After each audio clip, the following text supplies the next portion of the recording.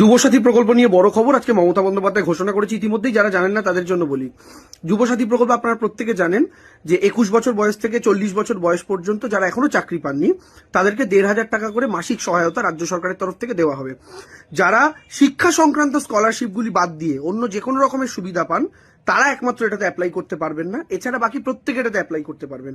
এই যে প্রকল্পটা, এটা 15ই আগস্ট 2026 থেকে শুরু হওয়ার কথা ছিল, কিন্তু মমতা বন্দ্যোপাধ্যায় ঘোষণা করেছেন 1 এপ্রিল থেকেই প্রকল্প শুরু হবে। কিভাবে পাবেন? 294টা বিধানসভাতেই ক্যাম্প হবে একটা করে। সেই ক্যাম্পে 3টে ডিপার্টমেন্ট বসবে, তার মধ্যে ইউথ অ্যান্ড স্পোর্টস ডিপার্টমেন্টও থাকবে।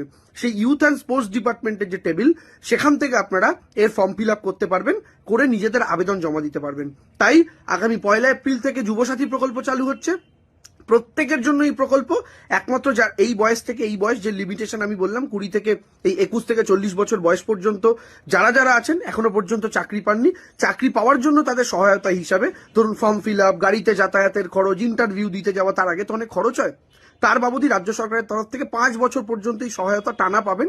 তারপরে আবার রিভিউ হবে, যদি তিনি চাকরি না পেয়ে থাকেন তারপরে আবার পেলেও পেতে পারেন, কিন্তু 5 বছরের জন্য প্রত্যেকে পাবেন, যার যে বয়সেই শুরু হোক না কেন।